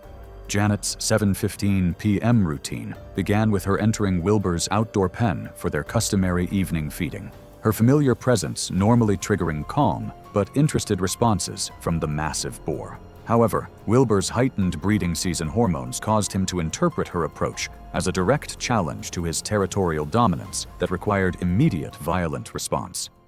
His 450-pound frame charged forward, knocking Janet to the ground with explosive force and immediately pressing his crushing weight down on her torso. The initial impact caused multiple rib fractures, as Wilbur's massive body weight concentrated pressure on Janet's chest and abdomen, his territorial instincts driving him to establish complete dominance through overwhelming physical force. Janet's attempts to roll away or push herself upright were interpreted as continued challenges to his authority, causing Wilbur to back off momentarily before charging again. The boar charged once with explosive force, then continued to press and slash with his intact tusks as she tried to move away. The repeated crushing pressure and body weight compression caused progressive internal bleeding and pneumothorax as fractured ribs punctured vital organs and compromised lung function. Wilbur's massive size and determination to establish dominance prevented Janet from escaping the pen or calling for help, while her increasingly weakened condition triggered additional aggressive charges from the boar, who interpreted any movement as continued resistance. Janet's husband was working in the distant barn when the attack occurred, the sound of his machinery masking any calls for help from the pig pen area, located nearly 200 yards away. When he finished his work and noticed Janet's absence from their usual evening routine, he investigated to find her unconscious with obvious chest deformation and labored breathing that indicated serious internal trauma. Emergency responders confirmed multiple rib fractures with pneumothorax and internal hemorrhage as the cause of death, while Kentucky Department of Agriculture officials verified that Wilbur was in peak breeding condition with elevated testosterone levels consistent with seasonal aggressive behaviors. It was November 20th, 2015, and the modest ranch house of Janet Kowalski sat quietly in the rural Oklahoma countryside, surrounded by rolling hills and scattered oak trees that provided a peaceful setting for the 52-year-old widow's unconventional lifestyle. Janet had been living alone with Precious, her 14-year-old female chimpanzee, since her husband's death from cancer 3 years earlier. The chimp had become Janet's constant companion and surrogate child, filling the emotional void void left by her husband's passing and her inability to have children of her own. Janet had acquired Precious as an infant from a private breeder, raising the chimp like a human child in her suburban home before moving to the rural property where they could have more space and privacy. Over the years, Janet had developed an elaborate fantasy about her relationship with Precious, like teaching her to eat at the dinner table, and even allowing her to sleep in a bedroom decorated with stuffed animals and children's furniture. Janet genuinely believed that Precious was more human than animal, often introducing her to visitors as her adopted daughter. The local community had grown increasingly concerned about Janet's living situation as Precious matured into a powerful adult female weighing over 140 pounds. Neighbors had filed multiple complaints with county authorities about the dangerous animal living in their midst, but Janet's remote location and the lack of clear jurisdiction had allowed the situation to continue unchecked. Janet dismissed all concerns about Precious's potential for violence, insisting that her years of love and care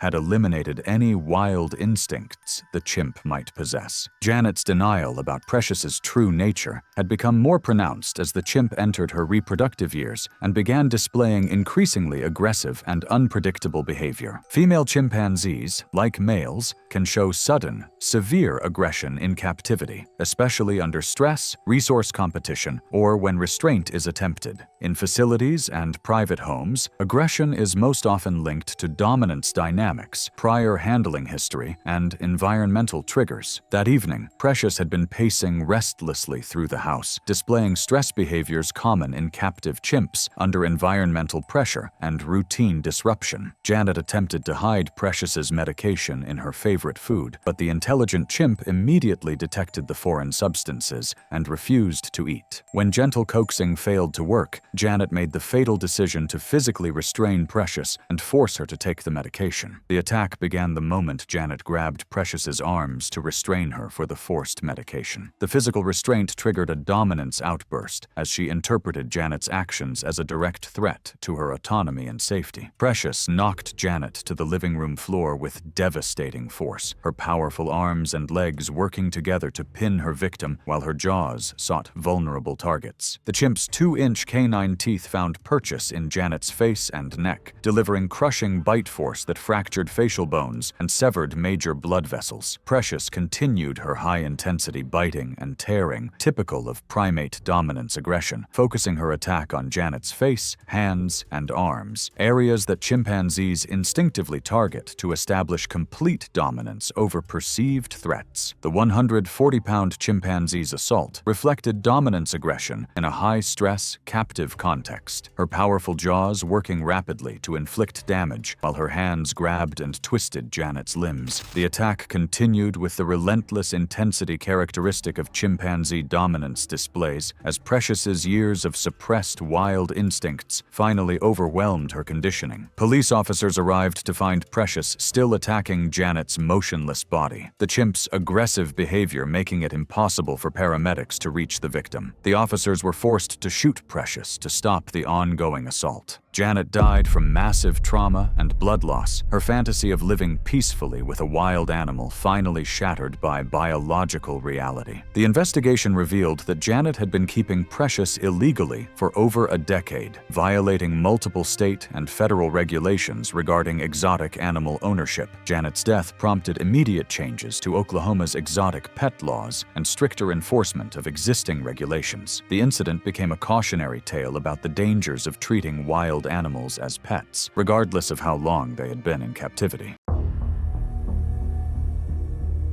It was November 8, 2021, when Malcolm Green made his final descent into the converted garage that had become his dangerous secret. The modest home in rural Montana sat on 20 acres of heavily wooded land, providing perfect cover for Malcolm's risky hobby. The property was isolated enough that neighbors rarely visited, and the thick forest helped muffle unusual sounds from the reinforced garage.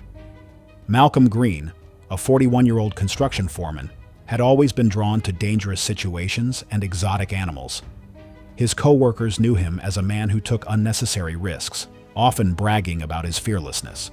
This reckless confidence had led him to acquire a young black bear cub 2 years earlier through questionable channels, taking advantage of Montana's lenient exotic animal regulations.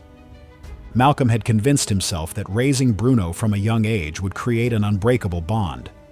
He had spent considerable money converting his garage into what he believed was a suitable enclosure, reinforcing walls, and installing heavy-duty locks. The garage had become Bruno's entire world, a cramped space that bore no resemblance to the vast wilderness where black bears naturally roam. Malcolm's friends had warned him about the growing danger, but his stubborn personality made him dismiss their concerns. Over recent months, Bruno had been displaying increasingly troubling behaviors that Malcolm either ignored or misinterpreted. The bear had begun pacing obsessively, leaving scratches on concrete walls and showing aggressive posturing whenever Malcolm entered. Food aggression had become particularly pronounced, with Bruno growling during feeding times. These were clear warning signs of severe psychological stress, but Malcolm's overconfidence blinded him to the escalating threat. The evening of November 8th followed Malcolm's typical routine. He had returned from work, grabbed Bruno's evening meal, and prepared to enter the garage as he had done many times before. However, Bruno had been displaying heightened agitation all week, and the confined animal's stress levels had reached a breaking point. Black bears typically weigh 125 to 400 pounds when fully grown and possess incredible strength and agility. They can run up to 35 miles per hour and have powerful claws up to 4 inches long. Their jaws exert approximately 400 to 600 pounds per square inch of pressure, easily crushing bones. When cornered or stressed, they become extremely dangerous. Captive bears in inadequate conditions often develop severe behavioral problems, including increased aggression. Malcolm descended into the garage, carrying Bruno's evening meal in a metal bucket. The 160-pound bear had been pacing restlessly, his massive frame moving in repetitive patterns. The animal's eyes locked onto the food bucket, but his body language displayed clear agitation rather than normal hunger. Bruno's ears were pinned back, and he was making low growling sounds. As Malcolm approached the feeding area, Bruno's behavior escalated dramatically. The bear rose up on its hind legs, looming over 6 feet tall, and began making aggressive vocalizations. Malcolm, confident in his routine and dismissive of warning signs, continued forward with the food bucket. This was the fatal mistake, entering the confined space of a highly stressed, territorial bear during feeding time. Bruno dropped to all fours and struck with explosive force. His 160-pound frame hit Malcolm like a battering ram, immediately knocking him against the concrete wall. The impact broke several ribs and caused severe internal injuries. The metal food bucket flew from his hands, scattering meat across the garage floor. The bear's attack focused on eliminating the perceived threat. Bruno's massive front paws struck Malcolm repeatedly, each blow delivering crushing force that fractured bones and caused internal bleeding. The bear's 4-inch claws raked across Malcolm's chest and arms, tearing through clothing and flesh. Malcolm's attempts to protect himself were futile against the animal's overwhelming strength. Bruno then clamped his powerful jaws around Malcolm's head and neck area, his teeth penetrating deep into the skull and cervical spine. The bear's bite force immediately crushed skull bones and severed critical blood vessels. The damage to his brain and spinal cord was instantaneous, causing immediate loss of consciousness and motor function. The attack continued for approximately 2 minutes as Bruno delivered devastating injuries to Malcolm's chest and head. Malcolm died from severe head trauma, spinal cord injury, and massive blood loss within the first minute of the attack, though Bruno continued until his aggression subsided. Malcolm's body was discovered 3 days later when his construction crew supervisor came to check on his absence from work. The scene shocked local law enforcement and wildlife officials, who immediately secured the area. Wildlife officers euthanized Bruno on site, citing the danger he posed to responders. The incident prompted an investigation by Montana wildlife authorities and highlighted the extreme dangers of keeping large predators in inadequate conditions. Malcolm's family struggled to understand how his fascination with dangerous animals had led to his violent death in the garage he believed would keep him safe. It was March 15, 2016, in the quiet, suburban neighborhood of Columbus, Ohio. The temperature had reached a comfortable 68 degrees Fahrenheit by mid-afternoon, and children's laughter echoed from nearby backyards as families enjoyed the pleasant spring weather.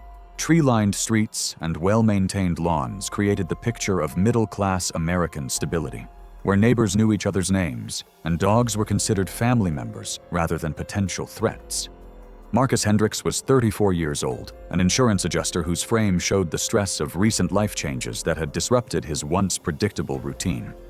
As he arrived home at his usual time that day, he remained a devoted single father following a difficult divorce 6 months earlier, working longer hours to maintain financial stability while caring for his most loyal companion. Bruno, a 110-pound Rottweiler that Marcus had purchased as an 8-week-old puppy 4 years prior, had been the one constant source of comfort during the upheaval that had transformed their household. The divorce had created multiple disruptions to Bruno's established routines. Marcus's extended work schedule meant irregular feeding times, and the introduction of a new female presence as Marcus began dating had triggered subtle behavioral changes that Marcus attributed to normal adjustment stress.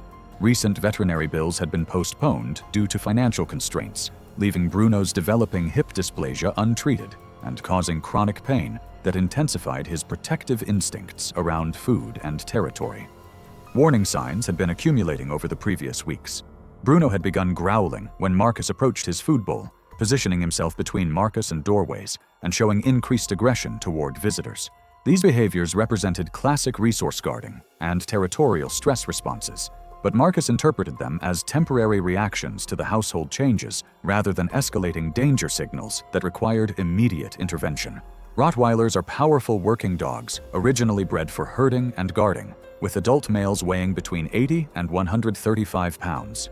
Some studies report bite forces exceeding 300 pounds per square inch, strong enough to cause catastrophic damage when combined with aggressive intent. Their protective instincts and territorial behaviors remain strong even in domestic settings. Resource guarding is a natural canine behavior that can intensify during periods of stress, disrupted routines, or when dogs feel their access to valued resources is threatened. The morning began with Marcus following his usual 6:45 a.m. feeding routine, carrying Bruno's food bowl toward the kitchen area, where the Rottweiler waited with obvious anticipation. Bruno positioned himself between Marcus and the feeding station, his posture indicating territorial control over the food resource. When Marcus attempted to move the bowl past Bruno's defensive position, the chronic pain from untreated hip dysplasia combined with resource guarding instincts triggered an explosive, aggressive response. Bruno's initial attack targeted Marcus's left forearm as he tried to protect the food bowl, the dog's powerful jaws clamping down and pulling backward with crushing force. The sudden jerking motion sent Marcus stumbling sideways into the kitchen cabinets, where the impact against the counter edge caused additional trauma to his ribs and shoulder.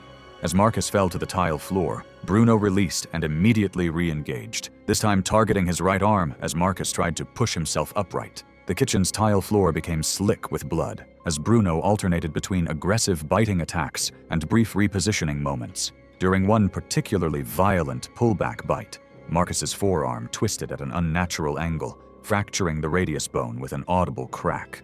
The same twisting motion lacerated the brachial artery, producing rapid, pulsatile arterial bleeding that quickly soaked the tile floor and lower cabinetry. Bruno's 110-pound weight pressed down on Marcus's shoulder and upper chest during the sustained biting phases, making it difficult to breathe or coordinate defensive movements. The confined space between the kitchen island and cabinets prevented any clear escape route, while Bruno's positioning over Marcus's upper body made it impossible to reach the landline phone mounted on the nearby wall. Each time Marcus managed to partially sit up or reach toward potential help, Bruno would re-engage with renewed aggression, interpreting any movement as continued resistance that required elimination. The attack continued in violent bursts over approximately 4 to 6 minutes as Bruno's territorial instincts and pain-driven aggression created a cycle of engagement, brief repositioning, and renewed assault. Marcus's attempts to call for help grew weaker as blood loss mounted from the arterial damage and multiple puncture wounds. Within the first couple of minutes, his vision blurred as blood pressure dropped rapidly. Consciousness started to fade as shock set in from the combination of trauma and hemorrhaging. A neighbor working in her adjacent backyard noticed the commotion through a gap in the fence line and observed Bruno's continued aggressive behavior even after Marcus had stopped responding. Her immediate call to 911 brought paramedics to the scene within 11 minutes, but Marcus had already lost consciousness from massive blood loss and shock. The severity of arterial damage to his brachial artery combined with multiple fracture injuries and extensive soft tissue trauma, proved fatal despite emergency medical intervention. Bruno was quarantined and ultimately euthanized following the investigation that confirmed his chronic pain condition and resource-guarding behaviors. It was April 12, 2014, in a quiet, rural neighborhood just outside Gainesville, Florida. The day was warm, the sky clear, and the steady hum of insects carried across the yards. Most homes had wide lawns with low fences, and people here knew each other's routines. It was the kind of place where nothing seemed rushed. Among the residents was 7-year-old Emily Boise. She lived with her mother and grandmother in a small, single-story home. Emily was a quiet child, happiest when she had a pencil and paper in hand, drawing the animals she loved. Most afternoons, she played in the backyard, while her grandmother worked in the garden. From that yard, she could often see Buddy, the neighbor's chimpanzee. For months, she had watched him from a distance, curious about the animal that always seemed to be watching her back. Buddy's owner had kept him since he was a baby. People in the area sometimes saw him on the porch, sitting in a chair or moving around. Some thought he was friendly, others avoided him, saying he could be aggressive if startled. His living setup was basic, a long, heavy chain fixed to a porch post. It gave him several feet of slack, enough to reach the fence line if he leaned forward and stretched his arms. The porch sat only a few feet from the dividing fence, making that distance possible. The Carters' backyard shared one side with Buddy's property. That afternoon, Emily's grandmother was by the fence, talking with Buddy's owner while she pulled crabgrass and dollarweed from the garden. The air carried the light smell of fresh soil and cut grass. A few feet away, Buddy sat near the porch post, legs bent, watching quietly. Emily wandered toward the fence, juice box in hand, and stopped just close enough to be within the reach of his chain. She smiled when he tilted his head at her. Adult male chimpanzees like Buddy can weigh more than 100 pounds and stand up to 5 feet tall when upright. They have powerful arms, strong enough to overpower an adult, and a bite that can break bone. In the wild, they use their strength to defend territory, assert dominance, and hunt small prey. Even in captivity, they can shift from calm to aggressive in moments, especially when stressed or given a chance to reach beyond their enclosure. There had been earlier signs that Buddy could be unpredictable. A neighbor had once seen him throw objects toward a repairman. The chain had a loose link near the porch post that hadn't been fixed.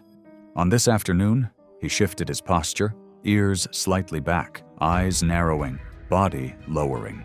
His focus stayed on the juice box in Emily's hand. Her grandmother, still talking, didn't notice the change. The owner, used to Buddy's behavior, didn't step in. Emily moved a little closer, holding her arm out toward him. It happened in a single motion. Buddy reached forward and grabbed Emily's wrist, his fingers closing tightly. The chain length and his arm span allowed him to pull her up against the fence. The juice box fell into the grass. His other arm wrapped around her torso as he bit into her upper arm. The sound was sharp, mixed with tearing fabric. Emily screamed. Her grandmother rushed forward, grabbing Emily around the waist, trying to pull her back. Buddy tightened his grip, wrapping his legs around her hips. His teeth closed again, this time on the side of her neck. The owner pulled at the chain, but it had twisted and caught against the post. A neighbor ran over with a broom, striking Buddy's side, but he kept his hold. Blood was visible on Emily's shirt and on the wood of the porch post. Buddy tried to drag her toward the porch, pulling her through the gap between the fence and the post. The strikes from the broom grew harder, and he released one hand to swat at it, but his mouth stayed locked on her shoulder. Emily's screams became weaker. Sirens could be heard within minutes. A patrol car from a nearby road arrived in about 3 minutes from the first 911 call. Officers saw Buddy still holding Emily. As they approached, he let go and turned toward them, moving quickly. 2 shots were fired, and Buddy collapsed on the porch. Emily lay on the ground by the fence. Her skin was pale, and there was heavy bleeding from her neck and shoulder. Paramedics worked on her in the yard, but the injuries had severed major blood vessels. She was pronounced dead where she lay. Her juice box was crushed nearby.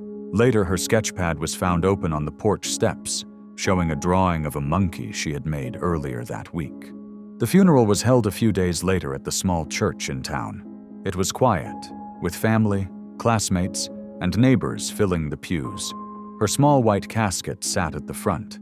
Some people avoided looking at it, focusing on the floor instead. Authorities released a short statement urging residents not to keep chimpanzees or other primates as pets, stressing that familiarity does not make them safe. The sheriff's office confirmed that Buddy's owner would not face criminal charges, but that keeping such animals would now require stricter permits in the county. It was October 3rd, 2017, in Lafayette Parish, Louisiana. The late afternoon air hung thick with humidity, and a thin haze drifted over the shallow pond behind Jerry LeBlanc's modest home. A dark shape floated motionless just beneath the rippling waterline, waiting with the patience of an owned killer. Jerry LeBlanc was a 45-year-old landscaping contractor whose years of outdoor work had left his skin deeply weathered and his forearms corded with muscle. He was meticulous about maintaining lawns and hedges, but dangerously casual about risk assessment. 10 years earlier, while clearing a drainage ditch, Jerry had discovered a small alligator hatchling. Instead of reporting it to wildlife authorities as required by law, he decided to build a fenced pond in his backyard and keep the animal as an exotic pet. Jerry named his illegal captive Gaston and spent the next decade hand-feeding it chicken scraps and fish. He would often demonstrate to visitors how the alligator would swim toward his voice, interpreting this conditioned feeding response as recognition and affection. Friends and family viewed his hobby as eccentric and reckless, but Jerry insisted the relationship was harmless. He had convinced himself that years of interaction had created a bond that transcended the animal's predatory nature. American alligators can grow over 13 feet in length and weigh more than 1,000 pounds. Their bite force exceeds 2,900 pounds per square inch, making it one of the most powerful in the animal kingdom. These apex predators are perfectly designed killing machines, capable of explosive bursts of speed in water and equipped with a hunting technique called the death roll, where they spin rapidly to disorient and drown their prey. The pond occupied most of Jerry's backyard, enclosed by a chain-link fence that provided little actual security. Cattails grew along the edges, providing cover for an animal that had evolved to be an ambush predator. Over the years, Gaston had grown to over 10 feet in length and weighed several hundred pounds, but Jerry continued to treat him as though he were still the harmless hatchling he had found a decade earlier. In the weeks leading up to the tragedy, neighbors had reported hearing unusually loud splashing and bellowing from the pond, especially during nighttime hours.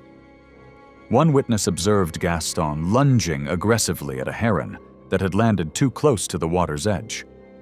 Jerry dismissed these warning signs, attributing the increased activity to warm weather rather than recognizing the escalating aggression of a large predator that had been conditioned to associate humans with food. That fateful afternoon, Jerry's cousin stopped by for a visit, and Jerry decided to provide a demonstration of his supposed control over the massive reptile. He walked barefoot down the muddy bank and stepped into the pond until the water reached his waist, holding raw chicken in one hand as bait. Gaston's head surfaced approximately 20 feet away, his yellow eyes fixed forward with predatory focus. The alligator approached slowly at first, gliding through the water with deceptive calm. Jerry extended his arm, calling the animal closer. His cousin later reported that Gaston's pace quickened dramatically as he closed the final few feet between them. Without warning, the alligator surged upward, his massive jaws opening wide before clamping down on Jerry's forearm. The sound of teeth meeting bone was audible from the shore, a sharp crack that echoed across the water. Jerry screamed and attempted to yank himself free, but Gaston's grip was absolute. Then came the death roll. Gaston twisted violently in the water, his powerful body spinning with Jerry still clamped in his jaws. The water frothed and churned as Jerry disappeared beneath the surface, his legs briefly visible before vanishing in the violent turbulence. The cousin grabbed a garden rake and ran to the water's edge, striking desperately at the alligator's armored hide. But the animal was beyond deterrence. Gaston executed another roll, the water erupting again before settling into expanding rings of ripples. Jerry's head broke the surface for a brief instant, his mouth open as he fought for air, before the alligator's massive body curved around him and dragged him under once more. The cousin continued striking at the water, but Gaston remained submerged with his prey. For several terrifying seconds, the only sign of the struggle below was a stream of bubbles rising and bursting on the surface. Then the pond went completely still, the silence broken only by the distant sound of emergency sirens responding to the cousin's frantic 911 call. Authorities arrived within minutes, entering the murky water with poles and hooks in a coordinated recovery effort. After 20 minutes of searching, Jerry's body was located near the far bank. His right arm showed catastrophic damage from the alligator's bite, and his lungs were filled with pond water. The official cause of death was drowning, with severe trauma as a contributing factor. Wildlife agents eventually captured the massive reptile using specialized equipment and transported him to a secure facility. Given his size, history of human conditioning, and confirmed fatal attack, authorities made the decision to euthanize the animal. Jerry's funeral was held quietly in a small Lafayette chapel, attended primarily by family members and close friends. Authorities issued a reminder that keeping alligators without proper permits is illegal, and that feeding wild animals creates dangerous behavioral patterns that can prove fatal. It was January 18, 2018, and the converted studio apartment in Seattle's Capitol Hill district housed one of the city's most genetically dangerous feline residents behind the facade of urban professional life. The temperature outside had dropped to 34 degrees Fahrenheit on the winter night, creating atmospheric conditions that triggered ancestral hunting instincts in predators whose wild genetics remained closer to the surface than their domestic appearance suggested. Streetlights cast long shadows through rain-streaked windows, while the sounds of late-night city life provided constant stimulation. Rachel Kim was 29 years old when she climbed the stairs to her 450-square-foot apartment after another long day of freelance graphic design work, her frame showing the exhaustion that came from irregular schedules and financial pressures of independent professional life. Inside her carefully arranged living space, Zeus waited with the patient intensity that had characterized his behavior since their recent move from a larger apartment 6 blocks away. The magnificent F1 Savannah cat represented Rachel's most prized possession and closest companion, a testament to her fascination with exotic felines and her belief that she could successfully manage a partially wild predator in an urban environment.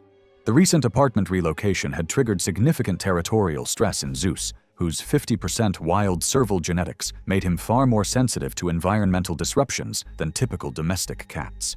His 24-pound frame and wild instincts required extensive territory to feel secure, making the cramped studio apartment an inadequate environment for an animal designed to roam vast African grasslands. Rachel's irregular work schedule had disrupted established feeding and interaction routines, while the winter season had activated dormant hunting instincts that transformed routine movements into predatory assessments. Multiple factors had combined to create a dangerous situation in the small apartment. Zeus's wild serval genetics expressed themselves through territorial behaviors and heightened aggression, while the confined space prevented natural escape routes that would normally diffuse tension. The nocturnal timing coincided with Zeus's peak activity period, when his ancestral instincts were most responsive to movement and territorial challenges. Recent stress had shifted his perception of Rachel from caregiver to potential territorial competitor, requiring aggressive response. F1 Savannah cats represent first-generation crosses between domestic cats and wild African servals, retaining approximately 50% wild genetics that express themselves through size, strength, and predatory behaviors far exceeding normal domestic felines. Adult specimens typically weigh 15 to 25 pounds while maintaining the explosive speed that makes servals successful African predators. Territorial stress triggers the expression of wild survival instincts that can override domestic socialization, causing these hybrids to view owners as threats rather than caregivers during periods of environmental disruption. Rachel's 1:15 a.m. return coincided with Zeus's peak nocturnal activity period, when his serval genetics were most active and responsive to movement patterns. Her exhausted state and the prescription anticoagulant medication she had been taking for a recent medical condition created additional vulnerability, while the confined apartment space intensified territorial tension. Zeus's stress levels had reached critical points, transforming Rachel's familiar presence into a perceived threat, requiring aggressive territorial response.